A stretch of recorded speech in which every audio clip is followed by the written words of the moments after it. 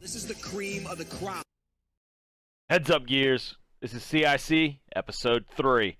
Welcome into Control, or the Colin Information Center. However you'd like to name it, it doesn't matter to me. What we're going to do here today is talk about all of Gears Esports action from this past week, week number 6 in the pro leagues around the world. And as always, we're going to continue to start across the pond with our good boys from the EGL covering all things Gears Esports. And of course, they had two banger matchups, especially match number 2, lined up in their pro league. You can see the final standings here, but we're going to start with that first match, Oxygen versus Team C.I.C. Oxygen needing a very quick, decisive victory over Team C.I.C. to try to make sure they could ensure a second-place finish, because it would all come down to whether or not Elevate could beat Rated R. But as you can see, Oxygen came out on top, 5-2 on Asylum, as well as 5-2 on Exhibit. Their key to victory was Cougar's stout play. He went 20-8 on Asylum, 21-16 on Exhibit, finishing off a 41-24 day for Cougars, the MVP of Oxygen versus Team C.I.C. We go to their second matchup of the day, though, where Rated R and Elevate go all 3 maps. The 2 highlights on your screen, though, are the finishing moments of maps 2 and 3. They finish off map 2, 5-3, Elevate does on District. They finish off map 3, 5-3 on Asylum. And Elevate gets a 2-1 victory over Rated R. Their big key to victory, though, was the main man himself, Jack Fex, a.k.a. Jack. 28-24, 16-15, 15-12, 59-51 kills and assists across 3 maps. Absolutely fantastic and stout job by him. Your final standings for the Pro League over on the European side of things. Rated R only dropping 1 game. They went for the perfect score this time, and they come just short, dropping to Elevate in week number 6. Elevate, their 2 losses, 1 to Rated R, 1 to Oxygen, but they win the other 4 games, come out on top of the 4-2 record. They're going to be your first and second seeds going into the online summer season finals major. Oxygen is finishing up at 3-3, and Team C.I.C. not without an entire win, but they did get 1 map win, so that could be promising for their future. We're going to take things now to the Latin American scene, though, where TV Azteca helped produce one of the best shows of the season. And here, we're going to see those final standings for just a moment, but we need to start things off with Rebel versus Parallax Gaming. And that thing went to the wire in map number 1. It was a 5-4 victory in the favor of Rebel, whereas they go to Vascar, and they have to get it in 5-2 fashion, a little more dominant in map number 2. You can see all the members of Parallax throwing away a lot of lives in Exhibit. It came back to bite them, but they had some great show-out and showcase performances. One of the best in the world doing his thing, becoming the MVP of those 2 maps. I'm going to go ahead and give it to Cardia. You can see him there on the left-hand side of your screen. He helped propel Rebel to an amazing victory, 21-15 on map number 1. Great job by him. We moved to game number 2, though. Fire and Ice versus Pittsburgh Knights. This was for all the kit and caboodle for first place in Latin America. It went 3 maps. It went the distance, of course. Fire and Ice start out hot. They get the 5-3 victory on Training Grounds, but Pittsburgh Knights would not be denied.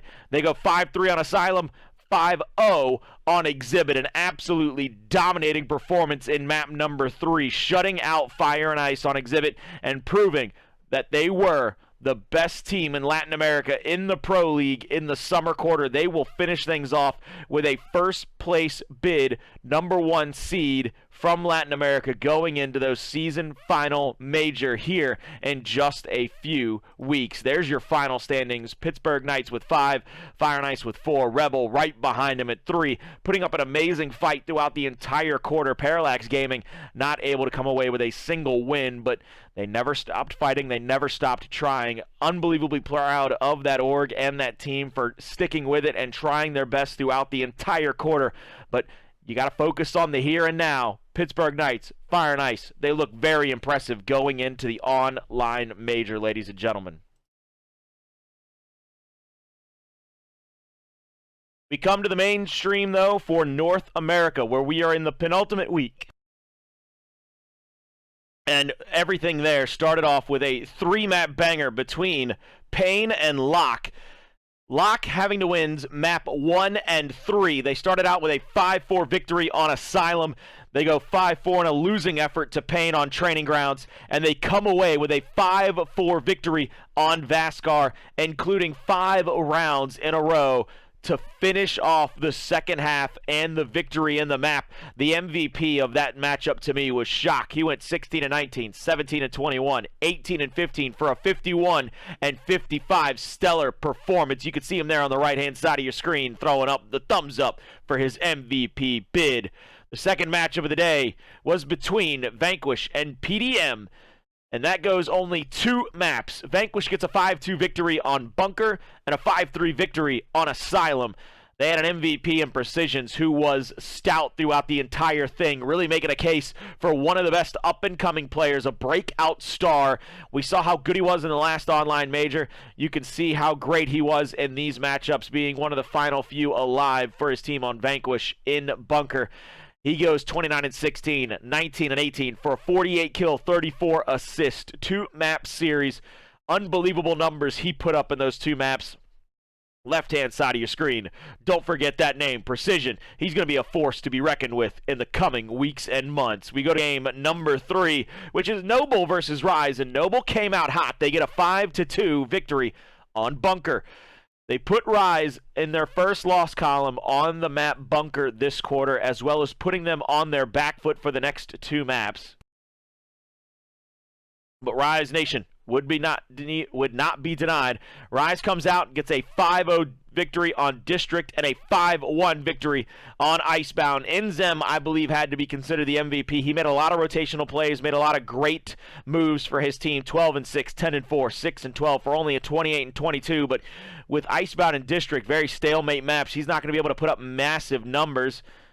And you can go to the last game of the day on the mainstream. This was not something I think a lot of people saw coming. UYU versus Hive. A little bit of controversy coming out of this one, which we could talk about at a later date. But the only thing that is necessary to talk about here and now is that Hive win 5-4 on Bunker in round 9. And they go to Vaskar and get a 5-1 victory over UYU. Solars has become probably a standout candidate for MVP. He has to be leading the race because Solars has made such an important part of this Hive team and has become one of the best cogs, forgive the pun, but it is intended, of this Hive squad. He goes 21-12, 17-12 for a 38-24 2-map series on the side of Hive to help them get that 2-0 victory over UYU. Solars has become just a candidate leading that MVP race, if you ask me, because adding him to that already stout squad has made them one of the most feared squads to go against this quarter.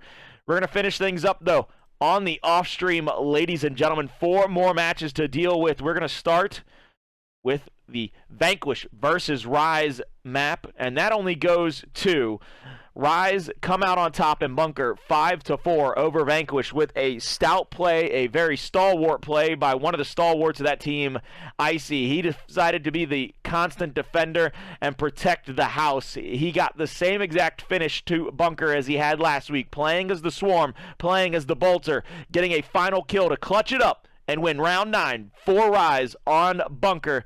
He was the MVP, in my opinion, across the 2 maps. They go to Asylum and get a 5-1 victory. C.I.C with an impressive stat line of 22-18, 11-12 for a 33 kill, 30 assist 2-map series. Not only was he clutch, not only was he perfect in the rotations, but he was the consummate teammate and professional, dealing with some personal problems and personal strife of his own. So big ups to him for continuing to perform, even with everything going on in his life. Much love to him. Can't wait to see how they perform coming up this next major.